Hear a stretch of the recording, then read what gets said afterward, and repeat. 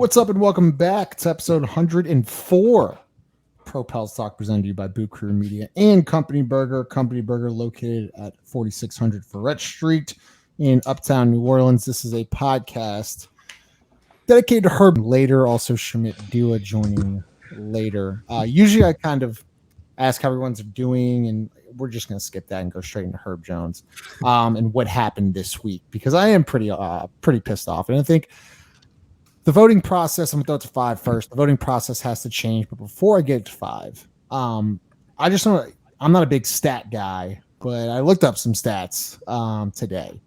Herb Jones played 78 games. I think he was eighth in steals, maybe. It's something along those lines.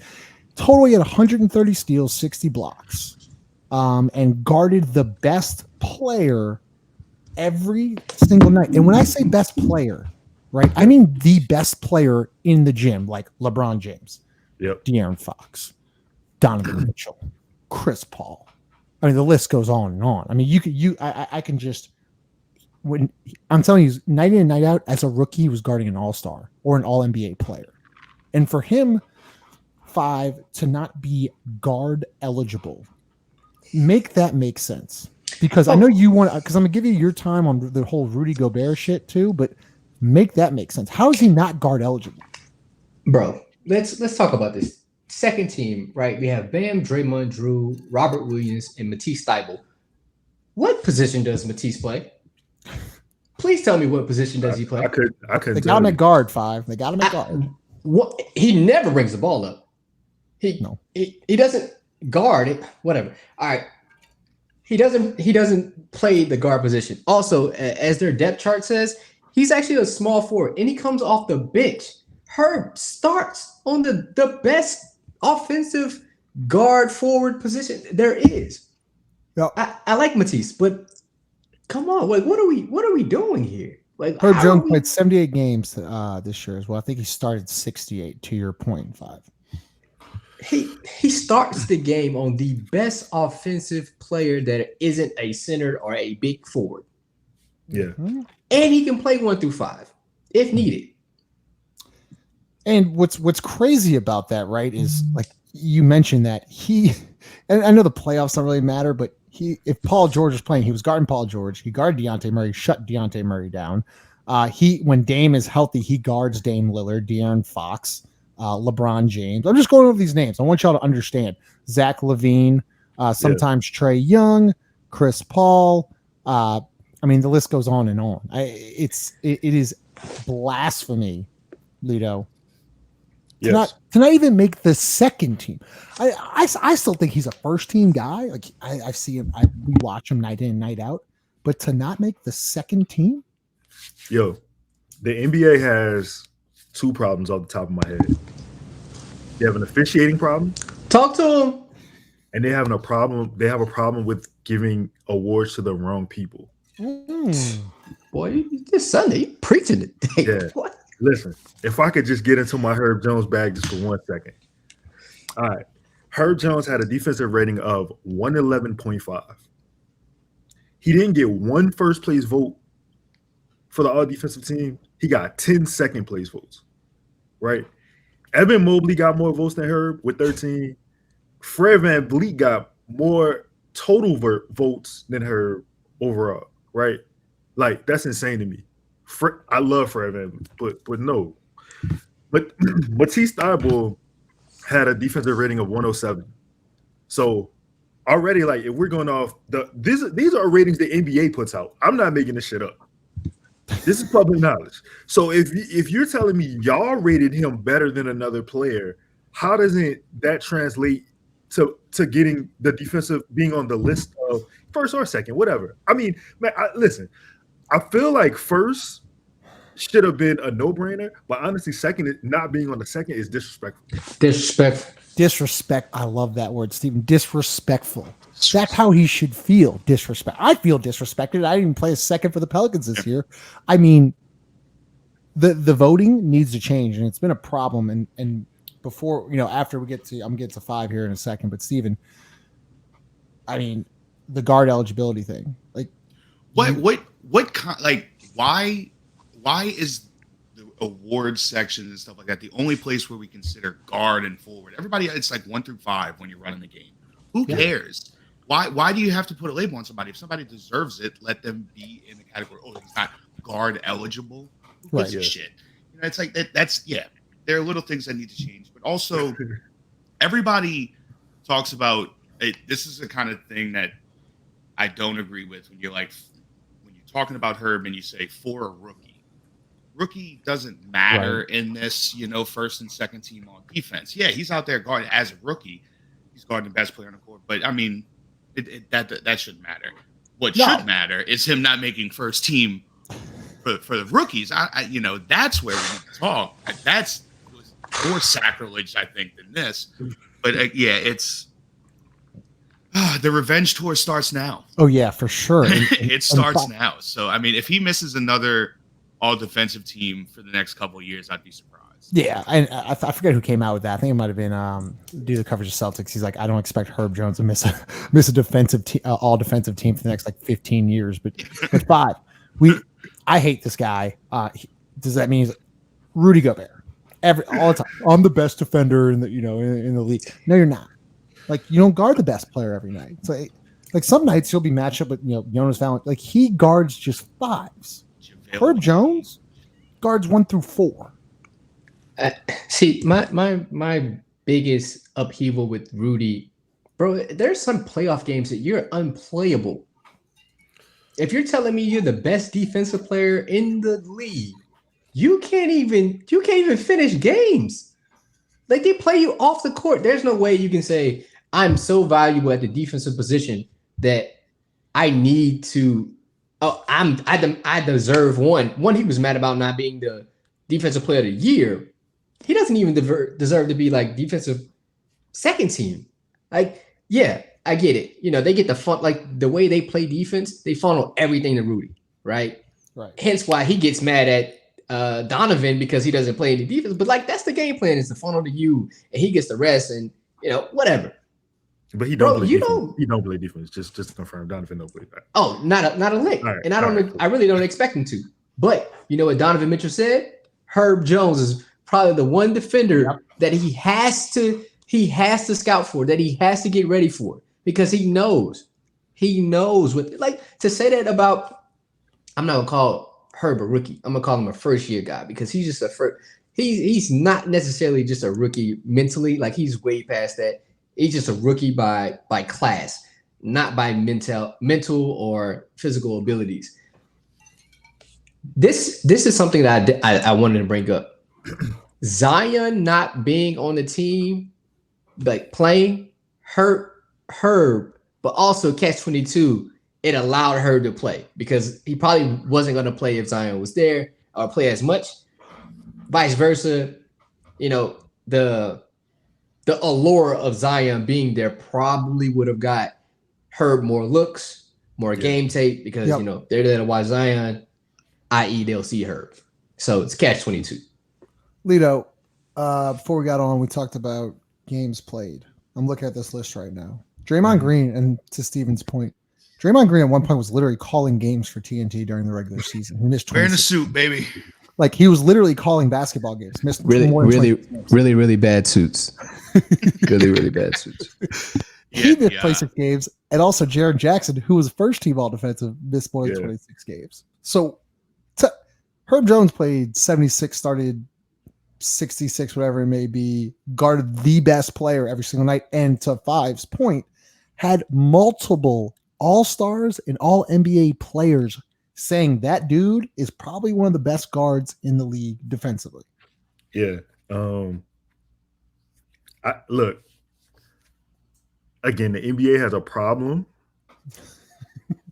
But I'll tell you what, since Five picked on Rudy, let me continue to pick on Matisse. Probably a cool guy. You know what I'm saying? I wish him well. Like, I don't wish him any ill will, but I just gotta say this. Again, I said the NBA said his defensive rating was lower than Herb's at 107. Yeah. That's what the NBA said. These are not my words. So I'm saying, this is what I'm saying. I don't think that Matisse is the defender that Herb is.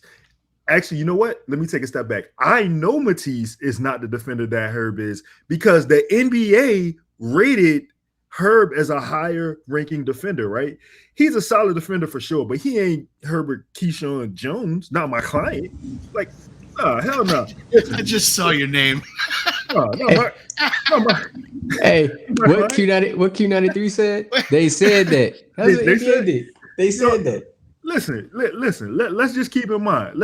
I know we talking about defense here, but let's just also keep in mind there's stretches of games where Matisse Thybulle can't play because of his offense. So if you can't play, how are you a better defender? Because you're not even on the court. You're not affecting the game. You can't affect the game at either side at that point. Herb, to me, if you coming off the floor, like Herb is Lou Dort is a guy to me who is a better defender than Matisse. Herb is better than Matisse.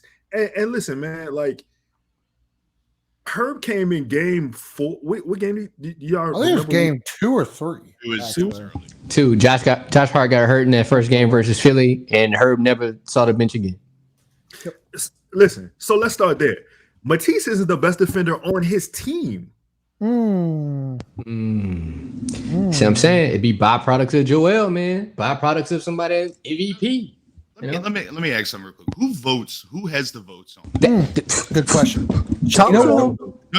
This is why I'm asking. Because what Lito was referring to as the NBA had him rated as that. The NBA doesn't vote on it. Is it writers and stuff like that, right? Okay, so here's the thing. When it comes to this, comes back to being a rookie. Who is voting on this? Because is it the guy that JJ Redick just buried the other day talking about fucking Bob Cousy and shit like that? People were talking like you have to pay your dues. It's those guys who are like, oh, you have to pay your dues. If he's a rookie, he's not going to be on the All-NBA defensive team. He's just a rookie. And they don't look at it that way. The fact that he's guarding all-star after all-star after all-star. It's he's a rookie. Yeah. And that's like, if it's these guys that are voting on it, then yeah, I 100% see why he didn't make it. You know, Herb Jones had 130 steals this year. Matisse Thybulle had 115. Right. And then we're talking blocks. Herb Jones. Well, that seems to be what everybody's harping on is the steals and the blocks apparently for all NBA teams. So let's run down that list. We can just Herb go Jones over who he had more than. Herb Bam Jones Adebayo, 80 steals, 44 blocks. 44 blocks as a center, and he makes second team over Herb? Okay, we can stick to it. Draymond, 61 steals, 50 blocks. He was a forward. Bam's considered a forward, but I'm gonna let you. He's a forward in what fucking universe? Because Robert Williams has to be your center, right? Right on that second. Robert, exactly. Okay. Kiss my ass. Wait. I'm just saying to Steven, to your point, like, if you get, Justin was saying Herb's considered a forward because he can't be considered a guard, so he has to be considered a forward. He has more blocks and more steals than Bam. Right. How you put him over him? How? Hey, and also your runner up for defensive player of the year, Mikal Bridges, 96 steals, 36 blocks. If that's what we want to harp on, everybody seems to be harping on. It's the Vibes point because the Suns were nationally televised 60 fucking times this year, and the Pelicans weren't. And I want to throw this to Lito. Lito, 1 through 5, Zion's hurt. The starting lineup was CJ. That would be your point guard, correct? Your guard would be Herb Jones, not the 2 guard. Yeah. Your 3 is Brandon. Your 4 is Jax. Your 5 is JV. We ran that lineup 50 times this year, 40, 50 times. Is guard not the 2 position? Because Herb Jones was playing at the 2 position. Last in the starting lineup. If we're gonna fucking label, go ahead. Y'all go ahead. If we're gonna label. I was gonna say last. Oh, my bad. Go ahead, Five. No. I'm gonna pick it off you. Last I heard, the two was definitely a guard. The when I'm looking at how guys label positions, the two is your shooting guard, right? Yeah. Also, to Steven and Five's point, when we talking NBA All-Star games, right? When players are getting voted in, how are they voting in, right? Like how does that go? Like I don't see them saying Bam is a 4. in the All-Star game. Right. It just goes through basically what it goes through votes. Is that correct? Yeah. My point. I'm just saying. My bad. My point to this whole thing: Matisse doesn't even start on his own team. So essentially, he doesn't even see the starters. Right? He's not matched up with Devin Booker from start to finish of a game. He gets to play against lower tier players coming at the 6 minute and beyond mark. He'll come in and play against them, and then he'll probably match up more so in the second half or in the second quarter. So those numbers that you speak of, like, bro, you playing against those tier players. Herb is guarding them all game. You will see him get up when Book got up, he got up, or when LeBron got up, he got up. Like, they're matching. He's matching time for time with those caliber of players. Matisse might see them at the end of games, right, or in the middle of a game, but he's not start to finish. Like, that's because he can't play. He can't play the whole fucking game. Nah, man, they need to do a better job of releasing who's making these votes and for whom. Like, they cover this up too much. Like, wait, right? They don't know. Wait, no, bro, we don't know who vote. Wait, we don't know who votes for this? This is not public knowledge, man. Like, you might see, like, if you Google it, you might see like spreadsheets of like, but it's not like a NBA put this out. This is who voted for who. I don't know how they get this stuff, but these are like literally like Google Docs or some stuff like that. They're not like, hey, the Simmons dude that's in Boston. It's like, oh, he voted for X, Y, and Z. Voted. Yeah, you know what I'm saying? Like, he voted for her, but like, you don't say who. They don't say that. Like, they don't give us that. And like, money's attached to this, like contracts attached to this. Like, we need to know who votes, how they voted, when they voted, everything. Like, we need to know it all. Can I say something about numbers real fast? So just in talking about numbers, I'm gonna say a guy who was on the list and who made the All-Star team, DeJounte Murray. So not to bag on him, but when Herb matched up with DeJounte this season, Herb held him under 30% shooting. The things Herb did to DeJounte Murray defensively is probably illegal in 49 states. He got embarrassed on a national stage on Herb Jones. That was he made that man's life uncomfortable. DeJounte is 6'5", 6'6", I think. I don't know. He's long, he's athletic, he beats guys in space, and he could not do anything to Herb. They rescreened him 3 times. Herb was around the screen like he called the screen. Let's talk about this. Let's just talk about I think Schmidt might have just joined. Schmidt's in a second because we're gonna ask him about the voting process. Marcus Smart every night gets the best guy. That's fine. But Mikal Bridges usually gets the best guy. I don't have a problem first two. Rudy Gobert, whatever. Giannis, I have no problem with. Jaren Jackson, I do have a problem with. The second team, you're right. Like, forward, Bam Adebayo. Guard, I don't have a problem with Drew, obviously. Matisse, and then these next 3 I have a problem with. Matisse, Robert, and Draymond. We're talking about defense. Who is the best defender in the league? If you're telling me right now that Draymond Green, Robert Williams, Matisse Thybulle, Bam Adebayo, Jaren Jackson, Rudy Gobert are better. Hold up, I'm still not even fucking done because Fred VanVleet got more votes. DeJounte Murray's a good defender. Patrick Beverley? I mean, what are we talking about here? Evan Mobley? Like, this makes Kyle Lowry. I mean, this makes no sense. If Gary Payton, if you were to ever get a Toronto scouting report, what's up, Schmidt? A Toronto scouting report, and the first thing it told you was, "Hey, Fred VanVleet is a really good defender." If that was the first thing that popped up about Fred VanVleet, you need to fire the scouts, right? You need to tell them that hand in their badges, the codes of the building will be changed because there's no way that Fred VanVleet, the highest skill that he has is a defender. There's no way. There's no way the scouting report, like when you play Fred VanVleet, like, he gonna lock something up today. No, he's just on a really good defensive team. That's it. Right. With heavy feet.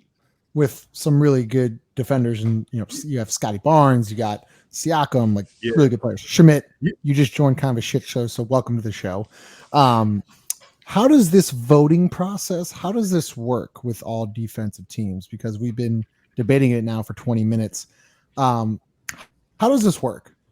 Yeah, I mean, it works similarly to all of those voting processes. Ballots go out to NBA selected journalists and media members, and they get to pick who they want on those. And the NBA decides what positional designations there are. So there's guard, forward, big designations, and some players get the benefit of the doubt and become eligible at multiple positions, just like how Nikola Jokic and Embiid are available at power forward and center, which is questionable, right? But this is so they can get more votes. And then Mikal Bridges is also available at guard, and Herb Jones, who spends all of his time defending guards for the most part. I mean, he'll defend anybody, right? It doesn't really matter who he defends. And the fact the Pelicans list him at shooting guard, when you look at the box scores on NBA.com, seems a little bit ridiculous. It seems like the NBA rooked him, in my opinion, and just didn't even give him a chance to compete with the Matisse Thybulles and the Fred VanVleets and of the world.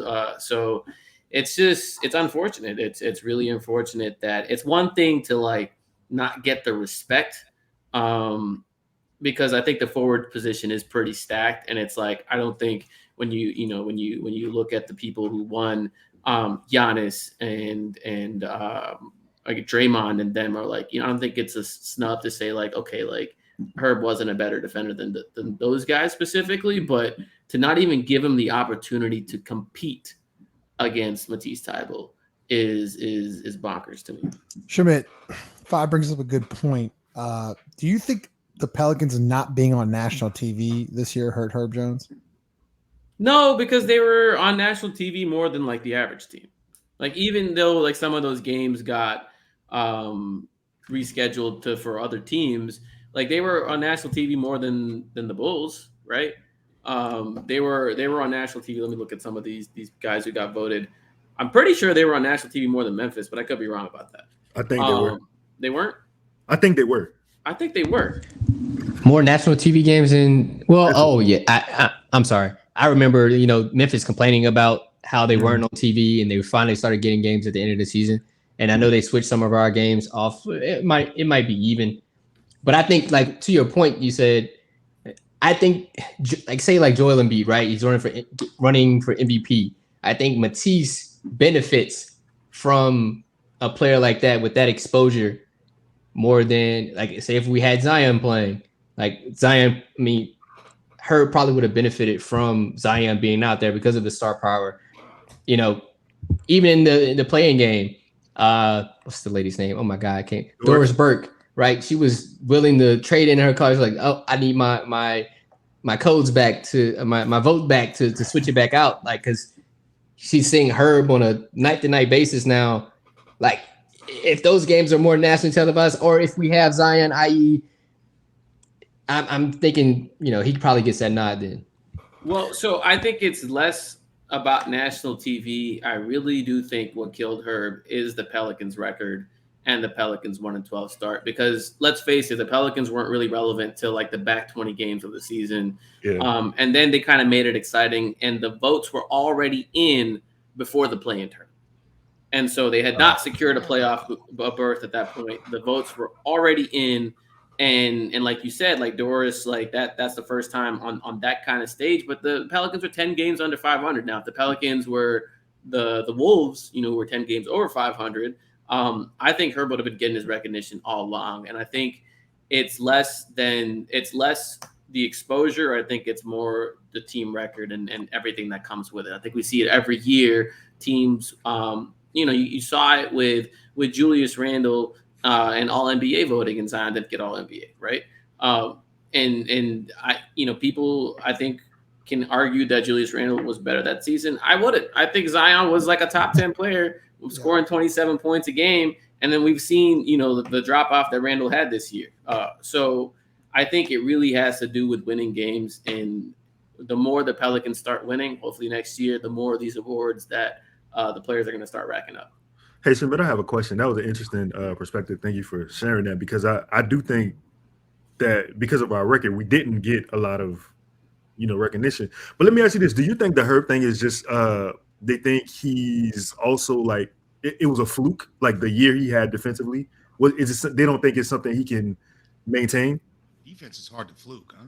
Yeah, I wouldn't say it was a fluke. I think it was more of hey, we're traditionalists, and the last time a rookie made all defense was Tim Duncan. Are we trying to say Herb Jones is on that level? We're a little bit scared to crown the next player up. Let's go with something that's safer and more of a known quantity.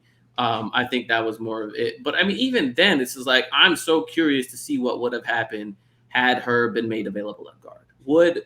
Because I remember Zach Lowe, and if you look, it's kind of funny because anybody who's Zach Lowe picks on his award ballots, like MVP or whatever, a lot of voters kind of follow suit. And so, like, if you're watching the betting markets, see what happens to the lines when Zach Lowe releases his ballots, because things are going to change. And so Zach Lowe said on his podcast and articles multiple times, like, Herb was going to be my guy in, and I can't put him in because there's no guard position that I can put him in for. Schmidt, do you think the NBA has a problem, or should they actually release these votes, like who voted for whom? Do you think the NBA should do that? I thought they did do that. I think it is public. Can you? That's what I'm saying. I can't find this. Like all I find is like Google Docs or something like that. I'm like, all right. Yeah, I'm pretty sure for media information. I know for MVP they're public. I thought that they were public for this one. I think they should be if they're not. Yeah. I think they absolutely should be. I think that the NBA needs to do like internal tallies of like, hey, like, how are people voting? But I will say, like, contrary to that, it's nice to have different and diverse voices in the room, and you don't want to create a groupthink when it comes to these awards, because like, if you just give it to the people who are like, quote unquote, smart on Twitter, you're just going to have the same like 3 people win the awards every single time because they all share the same opinion. So like, those random local radio folks who vote for their team or like their region or whatever, I don't think their voices are invaluable. I do think that it's nice to have like different perspectives because you don't want to create a very uniform experience for this, but I think that these votes should be public and they should rotate around to different sets of people, and there shouldn't be like establishment votes like, this person's always had a vote, they're going to get a vote. Like I don't know what Bill Simmons has done to like deserve a vote for the last like 5-6 years. I'm pretty sure he has a vote. I got a 2-part question for you, Schmidt, because one, I want you to elaborate a little bit more. Like, how do you become a voter? Like, what is the standard, right, to be eligible to vote on these certain awards? And 2, how is Herb Jones not a guard? And I'm gonna let you go because to me, Herb Jones is a guard, and we talked about it. How is he not a guard? Yeah, so I'm reading this. It says the 2021-22 Kia All Defensive Team was selected by a global panel of 100 sports writers and broadcasters. Players were awarded 2 points. Blah blah blah blah blah. So it seems as if the NBA. Actually, it does say complete ballots for each voter will be posted. So yeah, these ballots are public. So they're available. I'm looking at the NBA's PR website. But yeah, I think the NBA just kind of like randomly select. Not like it's not random, right? Some are very intentional based off of their profile and their long-standing coverage of the league. So like ESPN's always going to have a handful of votes. So I'm not sure how many like they get on a per year basis, but like. Like Zach Lowe's always going to have a vote because he produces great content. He's just always going to have a vote. I think guys, it wouldn't surprise me. I think guys like Windhorst and like Woj and all those, like the big names are always going to have a vote. So I think it's just about building up your credentials and then like being your voice locally. So like, I know like Scott Kushner has had votes here previously. And I think Christian Clark may have had a vote in the past before. So they'll always like pick also like local samples for you to submit a ballot. And that's based off of like, honestly, the team might recommend it. The team might be like, hey, like we're the Pelicans. These guys like who have been covering our team for this season. These are the guys who've been doing a good job. Here's our recommendation. I'm not sure exactly how that process works, but they do try to take people from each market, and it's the prominent people from each market. Have you ever voted? No, I've never voted. Okay, so second part, Why is Herb Jones not a guard? Because he's a guard. I don't know. Why is he not a guard? Schmidt on trial, like No, we only got Schmidt for like 2 more minutes. I want to know why the motherfucker's not a guard. Man. I'm not. I'm here to stay. But honestly, I just think it's a fumble on the NBA's part. I think it's just they didn't pay enough attention to him. They didn't care enough. He was a rookie. They're like, whatever. It's cool that he's on there. Period. So whoever was making the list probably didn't even expect him to get votes by the time the list was created, and they were just like, all right, cool. What is he? He's 6'8". He's a forward. Cool. Yeah. End of story. I mean, you made a fair point saying that we weren't really relevant up until the last couple of games, and especially that the votes were casted before the play-in tournament. So that makes a lot more sense now. So look, I'm looking at the list. And that is a fair point, bro. You don't have to say it's a fair point. You can say fuck the bro. This is as real as it comes. Devin Booker got a vote. Devin Booker got a vote. It just invalidated everything that. I'm just saying. Can I read y'all some names and y'all just let me know if I'm please. All right. So Jimmy Butler got 5 votes. Okay. Right. Jason Tatum got 4 votes. Whoa. Jason Tatum got 4 votes. Okay, calm down, Patrick Beverly. Hold on. Jason Tatum got 4, but Jaylen Brown got 2. And how are there so many Celtics players? Okay, so no, list? I'll say something right there. Tatum's a better defender than Brown. Brown's got the athletic profile. Yeah, Tatum's the one they had on KD, and Tatum I think better on both. But Schmidt, you're talking about this after the series. I'm not talking about this. I've been on the Tatum train for you could search my tweets, and this is when I get in trouble because people bring up my BI tweets and they're really bad. But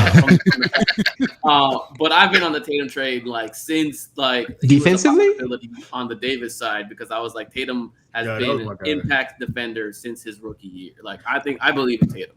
I'm not mad at that. Tatum is he was the guy I wanted to. I mean, same with Butler, but these guys aren't Herb. I think that's the story, right? These guys are good. They're solid. They're gonna win you games, but they're not Herb. Their scouting report does not say he's about to lock you up. 5 is thick on the scouting report. Wait, bro, it's not. That's what I'm saying. No one's putting a press release. There's a section of the scouting report that says Herb Jones is X, Y, and Z defensively. It doesn't say that about Jason Tatum or Jaylen Brown anywhere. They just have a really good defensive team. That's it. I don't think they're great defenders. 5. Let me ask you this. How do you feel about Dorian Finney-Smith getting 7 votes? Man, you about to make me close this iPad up. I promise you, bro. This is my last one. This is my last one, bro. This is my last one. Derek White having 3 votes. All right, that's cool. So that's the thing is Boston had this turnaround. They ended up with the 2 seed in the conference. They had the best defense in the league, and then their defense post January, whatever they as soon as they got over their hump was not only the best defense. The difference between them and 2 was 2 and 20 or something. They weren't 2 wasn't even close, and so that's why Marcus got Defensive Player of the Year, even though you can argue he's not the most impactful defender on their team. That's why people are if you have all of these this elite defense, we're gonna give you 1 or 2 guys on the all defense team, and that's why they got Robert Williams on there. And it's just one of those very traditionalist mindset. Hey, this is the best team. Let me reward the best team with votes. And so. My bad, Shimmy. That's how you end up with Eric Bledsoe getting all defensive teams because absolutely. This is stupid. We shouldn't do this no more, bro. They do this every year. Every year you're gonna see someone on there for that reason, and then every year you're gonna see one nerd analytics pick, and it's just gonna be. It was DeJounte Murray a couple years back when Drew Holiday was going for first team, and Murray played 20 minutes a game. 20 minutes a game. It's let's come on. What are we doing here? Well, Drew's guarding the best players. And Drew ended up getting first team that year. Don't get me wrong, but it was just why is this even a discussion? Why is it even comparable? And it's Tybalt's been the nerd pick. And again, this guy cannot get on the floor when it matters. It's I completely agree. A couple points I wanted to make is that one, right? Drew Holiday, we all know the all-world defender he was. I think either Five or Lito said it. We were just a really bad team. So he kind of got exposed, right? Well, now he goes to Milwaukee. They're an NBA champion. Now he's always on first team, second team defenders or all defenses. The next point I want to make, and I want to go back to Lito's list because I'm on the same list, is that what's even more disrespectful, right, is that Herb Jones got 10 total points. Like Alex Caruso's on the list, Chris Paul's on the list. Like these guys missed major time. Alex Caruso was out for a while. Chris Paul was out for a while. Pat Beverly being on any defensive list like drives me insane, but we're not going to even go through that. Obviously, Evan Mobley. Mobley wasn't bad, but we talked about this. Herb Jones guards the best player in the gym every night. How does that not factor into any of these votes? And Jared Allen got one vote. There it is. Jared Allen was out for a while. These guys are fine, and Cleveland was a good defensive team when he was healthy. It's like, all right, cool. Like it's. I understand the inclination for voters to look at, okay, who are the best defensive teams in the league? All right, who's the best defender on their team, and give that person a vote. I get it. I don't think it's like the most in-depth research. I get it, but some of these picks, absolutely, it's just like, what are we doing here? Like, it's literally telling me that these voters aren't watching games. These people aren't watching basketball games. If you're telling me that Stephen A. Smith has a vote, which I'm pretty sure that he does, right? Yeah. There was points that he couldn't even tell you who are the bench players on teams. He didn't know Jose's last name. You know what reminds me of when Bill Simmons gave Austin Rivers a first defense vote. First team all defense. And you know why he did that? Because he lives in LA and he went to like 3 Clippers game and Austin like did okay in those. And he did well in those. And he's like, oh man, this guy's first team all defense. And it's like, what are we doing here? Why people still listen to Bill Simmons? Like what do we need? No, I'm sorry, Fab, go ahead. Nah, man, I'm just saying people with podcasts think they got power. We just some people that like basketball. You know what I'm saying? Like, we just like basketball. Power. We're gonna fast forward in 5 years when one of y'all have a vote and see what if one of these jabronis has a vote at one point, we have a big problem. No, first we're gonna have like a celebratory drink, lots of them, and then we're gonna play this clip back. Like, yo, remember what you said? Yeah. Hey, you never know, man. Right. So, once again, this podcast is sponsored by Company Burger and also DraftKings. If you use code BOOT, download the DraftKings Sportsbook app. You can bet $5 on basically any event and win $150 in free bets. Lito. I love following your Twitter because you're a very even keel guy. You're very happy. Like I think you killed a bee the other day. You were very excited about that. Whoa, what kind of bee? It's like a wasp. Okay, all right. But then Lito sends out a picture of a beautiful fruit bowl, and I was like, I kind of enjoyed the content, but there are a couple things that piss you off, and one of these things that piss you off, it's Brandon Ingram, the BI slander. Schmidt, we won't bring that up. Yeah, 2 I did it. Is the CJ McCollum slander. And why it needs to stop, because I don't know what CJ didn't have the greatest playoff series. That's okay, especially when all defensive NBA players guarding you, Mikal Bridges, and the Suns are a really good defensive team. But I don't understand the slander because he was pretty. I mean, I think he was actually sick in LA, and he wasn't that great against Clippers, but he was pretty good against the Spurs, and he was really freaking good when he got here. So, Lito, I'm gonna let you go. I don't think the people who are slandering him understand the slander either. I don't think that they understand. Like I saw takes talking and keep in mind, these are not people I follow. My timeline is clean, so like I don't even see this type of bullshit. But the thing is like when I did see the tweet, I had to address it because I don't even know how it started. Somebody was saying they understood why the CJ slander happened, and I'm like, well, can you explain that shit to me? Because we've never had. I don't remember what I said, Justin, but I was saying we never had such a prolific scorer at guard before. We've never had a guy with CJ's abilities in our lineup, in our uniform, and you motherfuckers are making me remember. No disrespect, Nan Dick Owl, but you're making me. Hey, listen, I'm sorry. Listen, please watch your Hold your tongue, sir. He can forever go away. Y'all are making me remember Dan Dickau and fucking Mike James and like I don't even need to go down the list. Chris Jordan Crawford, Norris Cole, the microwave, Cole. no Cole. All-time flat top. Larry Drew. Man, come on, man. What the fuck are we slandering? We have no rope. There's nothing we can slander there. You got to let that man play out. And also, the thing I like about CJ is CJ admitted he didn't have a good playoff game. A series. He admitted it. He said it on his podcast. He said he was going to get back in the lab. He was going to come back and be better than ever. And like, listen, guys, just slow the fuck down. Just before you send the tweet, just look at it and be like, you know what? Let me skim this shit one more time. No, I don't think this is right. I don't think I need to do this. Not today. 5, go ahead.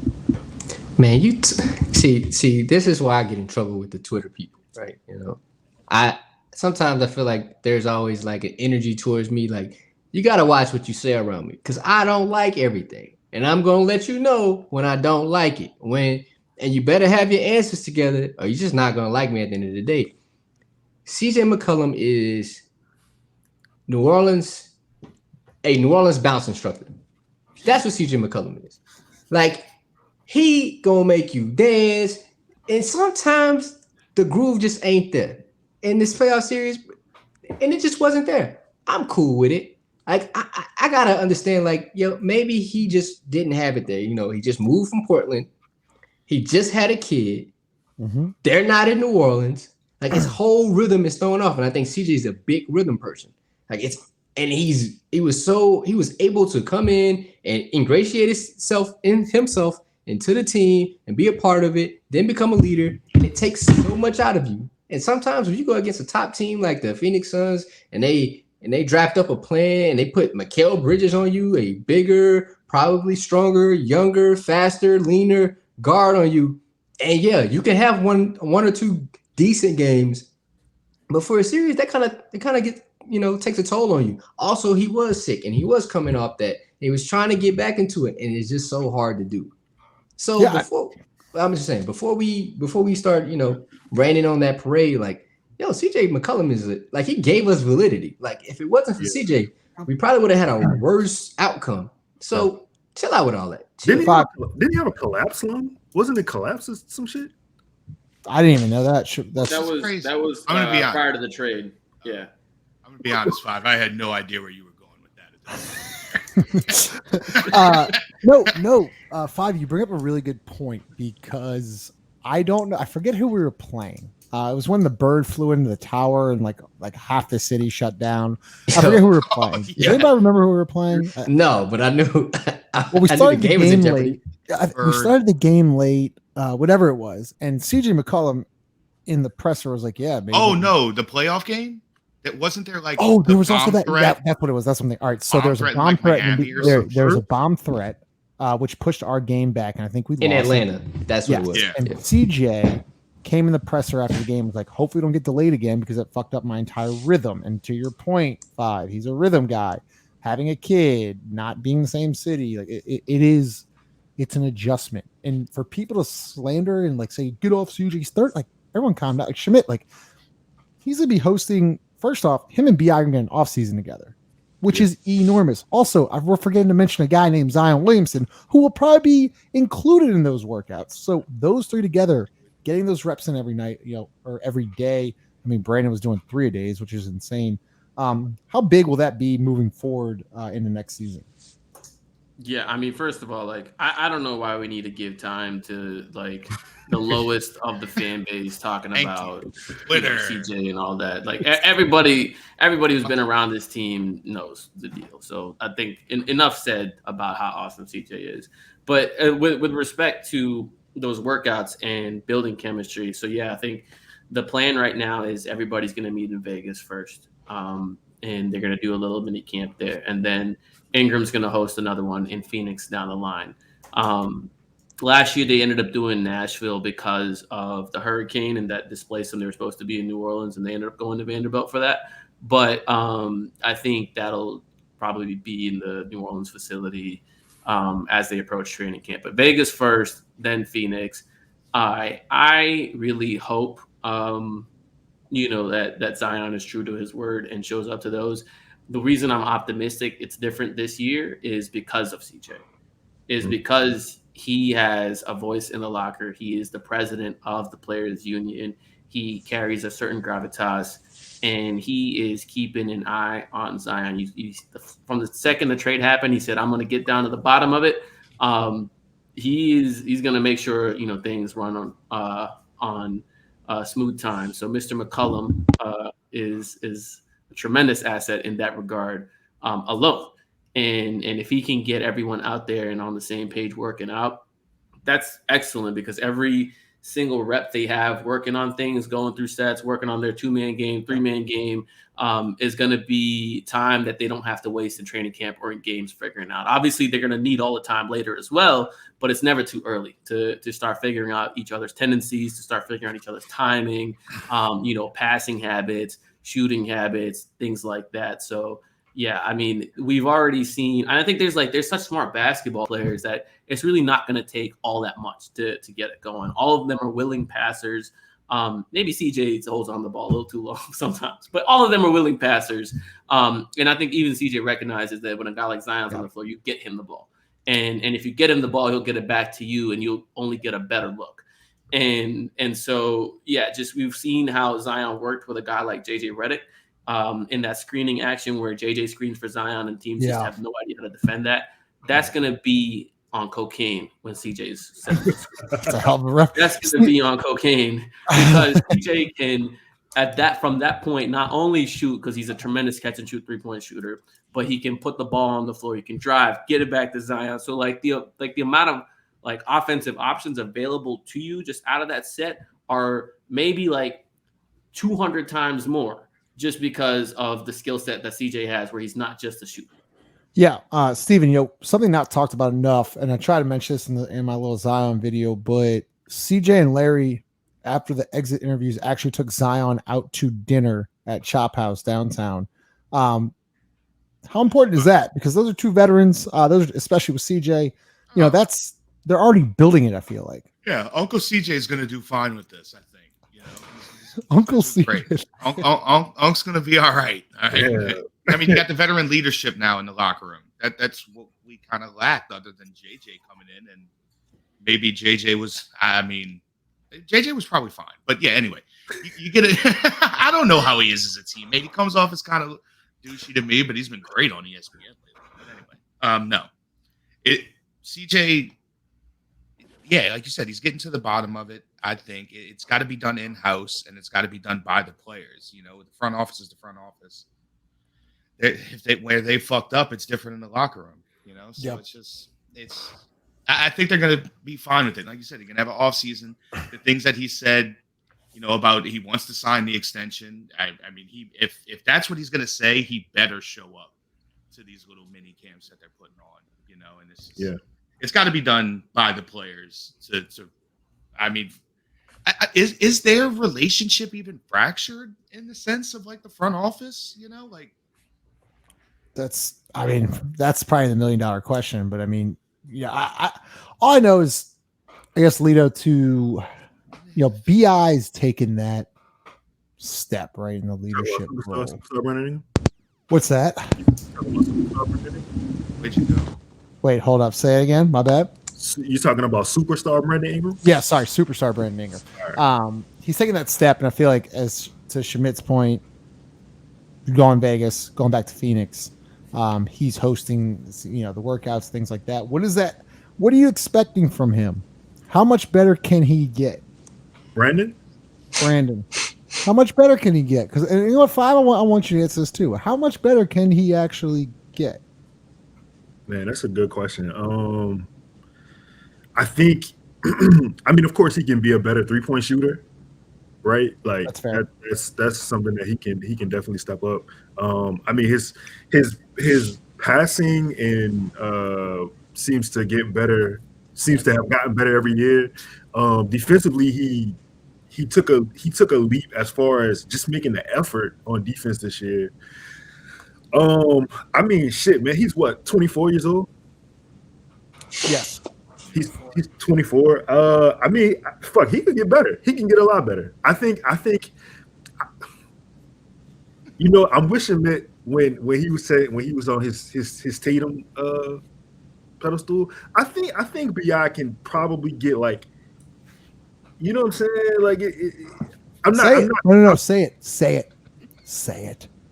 I don't know. I don't know if he's gonna be better than Tatum overall, right? But I think he can be right there. I think he can be right there. 5. Right there, huh? Right there. I hate that y'all made me do that just now. Nah. See, nah. Brandon Ingram can be that. I think he's reaching that peak, and I think his athleticism is probably going to follow him. His athletic peak will probably be at 27 or 28 rather than right now at 24. If he knocks down a 3-ball, this might be the first time in his career that he's probably bringing back 70% of the team that played the previous year. Yeah. I would have to do research, but the consistency of this team, everybody will have defined roles. Everybody will, know when they're playing, when they're not playing. Like, he actually has the coach from the same year. I think he's played 6 years. He's had 5, 6 coaches, something crazy like that. Like, yeah, you're about right on that one. The cohesiveness will probably follow him. And finally, he has a foundation. Yeah. Brandon Ingram. Jason Tatum's had a foundation since he stepped into the league. No, he has, and that's one of the things I was gonna say. Tatum has had consistency in his career, so like he's been in an organization that had a vision for him, right? And that's one of the things that BI didn't have in LA. He didn't have it here. He didn't have it coaching wise. He didn't have it player development wise. So it's a reason why, the steps are there. But I mean, shit, man. You know what? 5? Fuck it, 5. Him and Tatum they're gonna be here, man. They're gonna be Yeah. That's the answer I was looking for. I had to get 5 in there. So let's wrap it up. Schmidt, $1 million question here. Pels selecting 8th.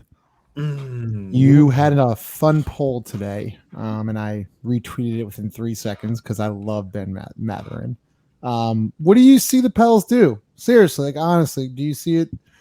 I mean, Fish loves to do the trade machine. It's driving me insane. All trade machines are actually driving me insane. What do you actually see this team doing? Because they can go a lot of different ways. Yeah, I think at this stage, information is so unreliable. Teams will tell everyone whatever they want to hear. Oh, you want this pick? Sure, yeah, we're willing to trade it. Oh, actually, no, we're thinking of moving up. And so, like, they will tell reporters 10 different things, and you'll see all these reports come out. Oh, the Pelicans are maybe thinking of going for a vet. Oh, the Pelicans want to trade out. Oh, the Pelicans love Jabari Smith. So, like, you will see everything. And part of that is purposeful because you don't want to like reveal your intentions about like who your draft is. And part of that's like sussing out information where you're like, all right, who's willing to give us assets for this or what will it take to move up? And so it is so heavy on the information gathering stage on that end. And it's still, you're gathering information about these prospects. Last year, they were working out like 5 dudes a day for like 30 days. They like worked out, I don't know, they must have worked out like 100 people, right? And obviously with the key people, they like bring them in, they like wine and dine them, they take them to like Pesh, they take them to Antoine's, they take them to, wherever. They'll take them to like good like Commanders, whatever is like good around the city. Yeah, I know, right? I know, right? But they'll wine and dine them, they'll have fun with that, and they've already kind of started that process. And in that process, they're discovering who these young men are. What is their personality, what is their demeanor, what they're like, and just getting to know them, because that's such a huge part of the intel gathering process. Even if you don't end up drafting a guy, you never know when you might trade for him, or you might sign him to a contract like years down the line. I think perhaps the best and the worst example of that is Dell Demps with Solomon Hill. He loved them at draft time, and he told them at the draft, don't be surprised what happens years down the line. And sure enough, that was the end of the story. But with what the Pelicans are going to do at 8, man, it's just like I said all I said to say it's so difficult to predict at this current stage. You see like all these dudes are having good workouts. Like, oh, this guy might be a lottery pick now, or he might be moving up the boards, or he might go top 5. I think at the end of the day, the Pelicans will select a versatile player who I believe would be a forward. I think they will go with a multi-positional player who can defend up and down the spectrum, guard 1 through 4 or 2 through 5, slide in next to BI and Zion interchangeably with Herb and Trey and all of that. I think that Griff really likes the Toronto model. I think he really likes the Boston model, just having rangy, switchable athletes at every position and letting the talent figure it out from there. That's fair. Go ahead, Five. Y'all close it out, but go ahead, Five. It looks like you have that smirk. A slight smirk. A smirk. I the information's out there. Like Schmidt, you can't trust anything. I would love for us to draft a versatile forward that could switch multiple different positions. Switch 2 through 5, or 3 through 5, or possibly 1 through 5. Maybe who knows? But there's a pick out there. There's a player out there that I would love to fall at 8. Say his name. Just say his name. His name. He is the son of a women's basketball coach out of Notre Dame. He has comparisons to Russell Westbrook and Ja Morant. I've seen a lot of different opinions about him, but I do not care. Say his name. His name is Jaden Ivey. I've been on this pick for a long time, and I'm not jumping off the train until it is settled. So, Jaden Ivey, I hope you see this man. I hope you end up in New Orleans. I bid you adieu. I'd be doing backflips if Ivy slipped to 8, or they had a chance to trade for him, somewhere close to 8. I'd be doing backflips. People, I really think, are overthinking Jaden Ivey because it happens to top prospects every single year. These guys have been at the top of the mock drafts and the lotto boards for the whole season, and they've not only been that, they've been good. Jaden's been good the whole season. Every game you turn on, you watch him do something like no other person on the planet can do. You're just like, holy shit, this guy is a dude. And he's been at that stage where now people are like, well, he doesn't really have a mid-range game right now. Or like, his shot's suspect. Dyson Daniels shot 40% from the free throw line. Okay, like the shot doesn't get more suspect than that. Jeremy Sohan, again, under 60% from the three-point line. And for those guys, it's like, oh, we can fix their shot. We got Fred. It's gonna these guys, once we fix their shot, they're gonna be great. And you're ignoring the fact that you got a Ferrari in front of you that can jump out the gym, can get to the rim at will. And you're like, oh, this guy doesn't have room to improve. So I don't want to hear it on the nitpicking on Jaden. Schmidt, would you trade up for Ivy? Would you trade up for Jaden Ivey? I would trade up. How far would you trade up? Jesus. How far? Like, 5 or 6. I mean, whatever 5 or it 6? took, right? So like 3. No, he ain't going 3. I say 5 or 6. Sacramento at 4, right? So Sacramento, I think Detroit would consider him. So I think you got to jump up to 4. Yeah. Even with Cunningham's more of a 2 guard, right? Yeah. He's he's just one of these jumbo put them things both out that there. hands the ball. So he's just one of those new age positionless players that's going to have the ball in his But hands. 5, I'm gonna give you a layup. 5, I'm bad. gonna give you a layup because I got kind of some mean comments saying that we don't need a point guard. We got a point guard. We got Zion. We got CJ. We got Brett. But what I'm saying is I think Jaden can bring it up and like get you into transition, things like that. As you said, Schmidt, Ferrari. He's a Ferrari. Think about this. He's a burner. You have elite speed at 6'4". You just saw CJ McCollum. He doesn't have the speed like that. Nope. Jose doesn't have the speed like that. Nope. Brandon Zion doesn't have nope. speed like that. I think I would love to change the speed. I think that's a great compliment to what we already have. And he won't be like, we won't need him to score. Like, we won't need him to shoot. Be able to catch and shoot. Definitely would love that. Off the dribble, try to get to the rack. Stay in your lane and then develop that. Also, you get to watch CJ McCollum and Brandon Ingram practice. You get to watch them play basketball, understanding pick and roll. Jose's amazing at pick and roll. Amazing. And Jaden gets a lot of slander in pick and roll, right? Like, bro, look who we had on this team, bro. Like, let's not think like he had this ultra roster and they were supposed to make the Final Four because of the team. No, because of him. Because of him. Go ahead, Schmidt. Yeah, dude, the spacing on that Purdue team was so bad. They had Zach Edey's big ass just sitting in the paint, not going anywhere. And it's just like, even then, Jaden would literally run circles around people in the half court and just beat like 4 people to the rim. You're like, how is he doing these things?